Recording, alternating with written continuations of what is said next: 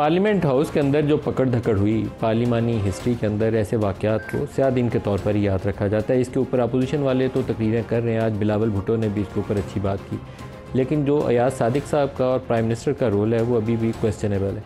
जिस वक्त ये सारे मामला चल रहे थे और लाइव टीवी के ऊपर पूरी रात दिखाया जा रहा था कि इसको पकड़ लिया, उसको पकड़ लिया, इस कमरे की तलाशी, उस कमरे की, इस मस्जिद से पकड़ लिया, उस वक्त अयाज सादिक का क्या रोल था? अयाज सादिक साहब ने आज सार्जेंट एट आर्म्स और उनके कुछ असिस्टेंट्स हैं, उनको कुछ 3-4 माह के लिए उनकी रुकनीत मुअत्तल कर दी।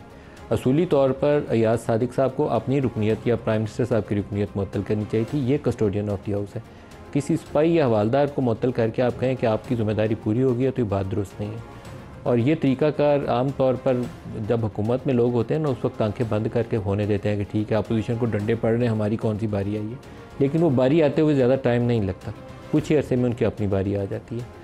फिर इन्होंने ये भी कहा कि इनके इल्म में नहीं था। ये एक तो बात आजकल के दौर में अगर कोई शख्स ये कहता है कि उसको पता ही नहीं था, रात पूरी वाक़या हो रहा हो, टीवी चैनल लाइव दिखा रहे हो, आपके पास टेलीफोन भी हो, मोबाइल फ़ोन हो जिसके ऊपर सारे क्लिप्स भी और ख़बरें भी अपडेट आपके पास हो, और फिर आप कहें आपको पता नहीं है, तो काबिल कबूल ही नहीं है, ये एक्सेप्टेबल ही नहीं। जैसे अली मीन का कहते हैं ना 8 घंटे लापता था, उसने कहा मैं बड़ी अहम मीटिंग में था, मुझे पता ही नहीं था, तो ये भी काबिल कबूल नहीं है, ये वजाहत काबिल कबूल नहीं है। अयाज सादिक साहब को क्या पुलिस वालों ने बताया या नहीं बताया? आईजी साहब अगर ये कहें कि मैंने स्पीकर को और ड्यू प्रोसेस को फॉलो करके गिरफ्तारियां की हैं, ड्यू प्रोसेस तो खैर था ही नहीं ना, क्योंकि पार्लियामेंट के अंदर घुस गए, तो ड्यू प्रोसेस अगर जिसने वायलेट किया तो सुनिए आईजी साहब क्या कहते हैं, फिर इसके ऊपर कहानी आगे चलाते हैं। There are different FIRs which have been registered और उन FIRs के मुताबिक जो तमाम विद दी प्रायर जो हमारी एक तरीक़ाकार होता है जिसमें जो ऑनरेबल स्पीकर से एक उनसे अप्रूवल ली जाती है, वो जो तमाम एक प्रोसीजर लिखा हुआ है, उस प्रोसीजर के मुताबिक इफ़ समवन इज़ नॉमिनेटेड किसी चीज़ में भी तो no one is above the law. जो प्रोसीजर हैं नेशनल असम्बली के या जो प्रोसीजर हैं जिसमें हमने कोई इंफॉर्मेशन देनी होती है, इंटीमेशन देनी होती है, या जो भी प्रोसीजर हैं वो प्रोसीजर सारे अवेलेबल हैं, नेट पे भी अवेलेबल हैं। वो सारे के सारे प्रोसीजर्स जो हैं, वो मैनुअल्स जो हैं, वो तमाम के तमाम जितनी इंस्ट्रक्शंस हैं, उन तमाम इंस्ट्रक्शंस को फॉलो करते हुए किया है। अब आईजी साहब कहते हैं कि तमाम जो प्रायर अप्रूवल्स दरकार हैं स्पीकर साहब समेत, और जो प्रोसीजर है स्पीकर साहब का उन्होंने तज़किरा करके कहा वो सारी हमने हासिल की थी। तो अब स्पीकर साहब और आईजी दोनों इस कौम को जवाब दें कि इसके बावजूद ये सारा कुछ कैसे हुआ, क्योंकि कोई ऐसा प्रोसेस मौजूद ही नहीं है जिसमें पुलिस वाले अंदर घुस जाएँ और अयाज सादिक साहब बाद में मासूम बन के कह दें मुझे पता ही नहीं था। आज से कुछ अर्सा पहले हमारे इसी प्रोग्राम में डॉक्टर तारिक फजल चौधरी जो चीफ विप भी हैं अपनी हुकूमत की जानिब से, अपनी पार्टी की जानिब से, वो और पाकिस्तान तहरीक-ए-इंसाफ की तरफ से ज़ैन कुरैशी, यहीं इसी प्रोग्राम में मैंने इन्हें सुजेस्ट किया, दरख्वास्त की कि एक नेशनल कमेटी और नेशनल पार्लियामेंट्री कमेटी और नेशनल रिकन्सिलेशन बनाइए जिसमें PTI और हुकूमत बैठ के ये जो मुतनाज़ा इशूज़ हैं इसको सॉर्ट आउट कर लें, बजाय इसके कि कोई और बड़ा एक्सीडेंट हो जाए। मैं इस मामले में काफ़ी ज़्यादा एप्रीहेंसिव हूँ कि कुछ ना कुछ ऐसा होना है, अगली किस्म की डेवलपमेंट जो चीज़ें हाथ से बाहर हो जाएंगी। पार्लियामेंट वाला एक वाक़या उसमें दरमियान में आप आया, अभी और चीज़ों का आप रूल आउट मत करें। आज कौमी असम्बली में पहला दिन था जिसमें मुझे उसी रिकन्सिलेशन के हवाले से पार्लियामान के अंदर मौजूद बैठे हुए लोगों ये बात करते हुए नजर आए। उस वक्त उस मौके के ऊपर जब मैं इस प्रोग्राम में ये बात कर रहा था, अयाज सादिक साहब ने उस चीज़ की तायद नहीं की। अगर कर देते तो शायद ये 9 सितंबर वाले वाक़यात को अवॉइड किया जा सकता था। Some sort of working relationship आपकी अपोजिशन से हमेशा रहनी चाहिए। अगर आप वो तरीका करें कि राना सनाउल्लाह पे 25 किलो हीरोइन उन्होंने डाली थी, मैं इसको पकड़ के अंदर कर दूं, तो फिर लगे रहें एक दूसरे को मारने के लिए, आप जीतेगा आप दोनों में से कोई भी नहीं। हमने एक पैकेज बनाया आज पार्लियामान में, इसके ऊपर क्या बात हुई देखिएगा। मैंने हमेशा कहा है कि मुज़ाकरात करो, बात करो, रास्ता बंद न करो, रास्ता निकालो इस मुल्क की खातिर, इस जमहूरियत की खातिर। जनाब स्पीकर, इसको आप कमजोरी न समझना। मेरा रिक्वेस्ट है कि ऐसा कमेटी बनाएं जिसमें तमाम जमातों का नुमाइंदगी हो, और वो जमात भी जो हुकूमत वक्त शायद पसंद नहीं करे, अब उनका इनपुट सुने, उनका भी एक मौक़िफ़ होगा। अगर इस मुल्क ने चलना है तो इस साइड और उस साइड को मिलकर काम करना पड़ेगा। आप इनसे भी बात करें, हमसे भी बात करें, सबसे बात करें, कोई रास्ता निकालें कि इस ईवान को फंक्शनल किया जा सके। जिसकी कमेटी का जिक्र किया, मैं हुकूमत की तरफ से इस तजवीज़ को एंडोर्स करता हूँ। अच्छी बात है कि सब बैठ के रास्ता निकाल लें और इंशाअल्लाह government will fully support the entire activity. हमारी लीडरशिप आपस में बैठे ना बैठे, मगर क्या हम पार्लियामेंटेरियंस पार्लियामेंट की खातिर, बेहतरी की खातिर, क्या हम कोई चार्टर ऑफ पार्लियामेंट नहीं साइन कर सकते? तो मैं रिक्वेस्ट करूंगा कि हम ये कमेटी आज ही कॉन्स्टिट्यूट करते हैं। जो प्रोग्राम में हमारे साथ शुरका हैं, हाफिज़ अब्दुल्ला साहब हैं JUI से, डॉक्टर तारिक फजल चौधरी साहब हैं पाकिस्तान मुस्लिम लीग नवाज से, और डॉक्टर नसार जट हैं पाकिस्तान तहरीक इंसाफ से। सबको खुशामदीद कहेंगे प्रोग्राम में। डॉक्टर तारिक साहब, आपसे आगाज़ करूँगा। क्या अभी ये तय हो पाया है कि पार्लियामेंट के अंदर घुसने की पुलिस वालों को किसने इजाज़त दी थी?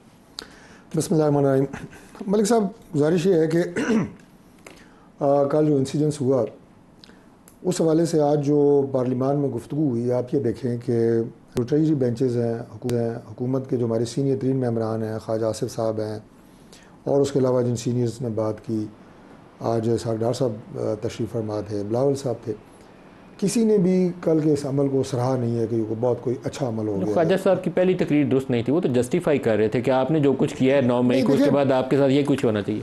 जस्टिफाई नहीं कर रहे थे, तनवीर साहब जस्टिफाई कर रहे थे, मुझे उनकी तकरीर दुरुस्त नहीं लगी। कल मुझसे भी ये सवाल हुआ एक प्रोग्राम में, तो मैंने ये कहा कि ये एक रद्द अमल था, ये एक रद्द अमल था। पार्लियामेंटेरियन को रद्द अमल भी नाप तोल के देना। पार्लियामेंटेरियन ने नहीं दिया रद्द अमल, इदारों ने दिया। किन इदारों? जाहिर है जो जलसों में तकारीर हुई हैं, जो वहाँ पे ज़बान इस्तेमाल की गई है, जो वहाँ पे बद लिहाजी बद कलामी की गई है। आपकी प्रेस गैलरी के हमारे सारे साफ़ी सीनियर साफ़ियों ने बाइकआउट किया। ख़वातीन ने कहा जब तक खुद वज़ीर आला माफ़ी नहीं मांगेगा, मैंने उसकी मज़म्मत की अली मीन की, लेकिन आपकी सेक्शन की जो पार्लियामेंट के अंदर से आपने लोगों को पकड़ा, उसकी भी तो मज़म्मत करनी है ना। नहीं, मैं आपको अर्ज़ कर रहा हूँ कि आज जो सारा माहौल था वो यही था। किन इदारों ने रद्द अमल दिया? पुलिस ने, जिनका काम है ये सारी FIRs पुलिस खुद से जाके पकड़ती नहीं, पुलिस का दिल आता है अचानक जाके पकड़ लेती पार्लियामेंट के अंदर से। नहीं, देखिए पुलिस ने ज़ाहिर है अपना काम करना था। जो पुलिस का काम कैसे शुरू हुआ? इस्लामाबाद इंतज़ामिया की बाकायदा एक SOP के तहत ये जलसा वकूफ़ पज़ीर हुआ था, और मैंने तो इस जलसे से बहुत पहले कहा था कि बिल्कुल जलसे की इजाज़त होनी चाहिए, लेकिन शर्त उसमें यह है कि एक आप अपना आइनी हक़ इस्तेमाल करें और पूरे शहर को यरगमाल बनाने की कोशिश करें, और हमारे आइनी हकूक़ इन शहरियों के, शहरें बंद, सड़कें बंद, स्कूल बंद, ये ना हो।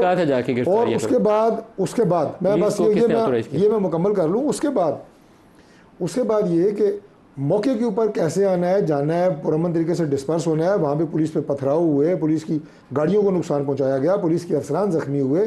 ये सारी चीज़ें जब मौके पे हुई तो लाजमी बात है पुलिस ने फिर उस पर तो पर्चे दिए, FIRs हुई, उसके बाद पुलिस जो है वो एक्शन में आई।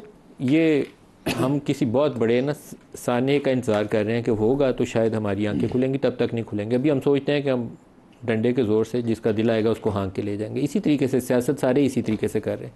चलेगा इस तरीके से पाकिस्तान आगे? जो कुछ पार्लियामेंट में हुआ है एक्सेप्टेबल है? बिस्मिल्लाहिर्रहमानिर्रहीम। बहुत शुक्रिया। क्या हम ये पूछ सकते हैं प्रेमलन के दोस्तों से, पीपल्स पार्टी के दोस्तों से, जब 126 दिन का धरना था और पार्लियामेंट और PTV पे हमले हुए, क्या वो दुरुस्त था? 18-19 ग्रेड की पुलिस अफसर को ज़दकोप किया, क्या वो दुरुस्त था? बिल्कुल गलत था ना। तो अगर वो गलत था, फिर पार्लियामेंट लाइजेस पर शेख रशीद इंटीरियर मिनिस्टर थी PTI की हुकूमत में, जो उन्होंने क्या पार्लियामेंटेरियन को घसीट के MNAs को, जिसमें ख्वाजा साद रफ़ी, ख्वाजा आसिफ भी वहाँ मौजूद थे। फिर मौलाना साहब घर से निकल के पार्लियामेंट लाइजेस आके प्रेस कॉन्फ्रेंस की और एहतजाज की कॉल दी। वो दुरुस्त नहीं था ना उस वक्त। अब PMLN अपोजिशन में थी, हम भी अपोजिशन में थे, पीपल्स पार्टी भी अपोजिशन में थे। 126 दिन के धरने में PMLN हुकूमत में थी और पीपल्स पार्टी वगैरह अपोजिशन में थे, हम हुकूमत में थे PMLN के साथ। तो जब ये तीनों दो हालतों में ये दुरुस्त नहीं था, तो आज जब पार्लियामेंट के अंदर पुलिस घुसते हैं, अंदर जाकर चेहरे छुपा के और दरवाजे तोड़ते हैं या ख़ुद खोलते हैं, एक MNAs को बाहर निकाल के उसको गाड़ियों में बिठा देते हैं, तो फिर ये कैसे दुरुस्त है? मेरे ख्याल में ये बिल्कुल दुरुस्त नहीं है। इसमें गवर्नमेंट का क्या रोल है इस सारे मामले में? या तो गवर्नमेंट को कोई पता ही नहीं है। ये कैसे हो सकता है? मैं आ रहा हूँ आपकी बात पर। या तो गवर्नमेंट ये तस्लीम कर ले कि हमारे इल्म में कुछ नहीं था, तो फिर गवर्नमेंट क्यों करते हैं? ये आपकी जी जस्टिस शाहिद साहब हमारे साथ शामिल हो रहे हैं। जस्टिस शाहिद उस्मानी साहब, बहुत शुक्रिया, आप हमारे साथ शामिल हो रहे हैं। इस वक्त हुकूमत कोशिश कर रही है कि जॉइंट सेशन पार्लियामेंट का कॉल किया जाए और आइनी रिफॉर्म्स की जाए, जिसमें चीफ जस्टिस ऑफ पाकिस्तान का जो ऑफिस है, बल्कि हाई कोर्ट के चीफ जस्टिस, उनकी भी जो मियाद है ऑफिस की, वो 3 साल टेन्योर ऑफिस कर दिया जाए। इस तरह की रिफॉर्म के हाई कोर्ट के जजेस की ट्रांसफ़र एंड पोस्टिंग की भी बात हो रही है, अपॉइंटमेंट के तरीकाकार की बदली की भी, लेकिन इनके पास अददी वो बर्तरी मौजूद नहीं है जो 2/3 के लिए दरकार होती। 224 का नंबर नहीं है। पीटीआई के बंदों को फ्लोर क्रॉस करके वोट डलवाएंगे। आपके ख्याल में ऐसी कंट्रोवर्शियल तरमीम काबिल कबूल होनी चाहिए या नहीं होनी चाहिए? देखिए, जहाँ तक कि आइन का ताल्लुक है, आइन की में कोई अमेंडमेंट अगर चाहिए तो आपको 2/3 मेजॉरिटी लाजमी है, और वो किस तरह से आप लेते हैं वो उस पर हम नहीं जाना चाहते। हमारे मुल्क में तो हर किस्म की हरकतें होती रहती हैं और वो होंगी कि नहीं होगी, लेकिन 2/3 मेजॉरिटी लाजमी है। अगर 2/3 मेजॉरिटी वो लेके आते हैं तो फिर वो आइनी तरमीम कर सकते हैं, वरना नहीं कर सकते, सीधी बात है। तो अब ये जो कर रहे हैं, अगर आइनी तरमीम कर रहे हैं और अगर एज लिमिट बढ़ा रहे हैं जजेस की रिटायरमेंट की, तो ये एक ऐसी चीज़ है जो कि बार को कभी पसंद नहीं आएगी। तो जितनी बार्स हैं पाकिस्तान में, चूँकि हमारे बार्स में आमतौर से ये कॉन्सेप्ट ये है कि जब जजेस 65 साल की उम्र में पहुंचते हैं तो वो टाइम हो गया कि उनको अब जाना चाहिए, क्योंकि अगर वो ज़्यादा देर रहते हैं तो उसके बाद प्रॉब्लम्स होते हैं। बल्कि ये चीज़ तो अब सारी दुनिया में एक्सेप्ट हो गई है। मसलन इंग्लैंड में पहले जजेस जो हैं वो सुप्रीम कोर्ट के, या जो अब सुप्रीम कोर्ट हो गई, सुप्रीम कोर्ट के जजेस जो हैं उनकी कोई रिटायरमेंट एज नहीं होती थी, लेकिन अब वहाँ पे भी हो गई, अमेरिका में भी हो गई। तो ये मुकर्रर ज़रूरी है, चूँकि आप जानते हैं कि जजेस का जो काम होता है वो दिमागी काम होता है, और 65 साल की उम्र के बाद फिर उनका वो काम करना और वो दिमागी उस पर जोर देना जो होना चाहिए वो ज़रा मुश्किल होता है। तो मेरे ख्याल में ये तो बड़ी सही उम्र है 65 ईयर्स। अगर इसको बढ़ाएंगे तो इससे प्रॉब्लम्स होंगे। जैसे शाइख उस्मानी साहब, बहुत शुक्रिया।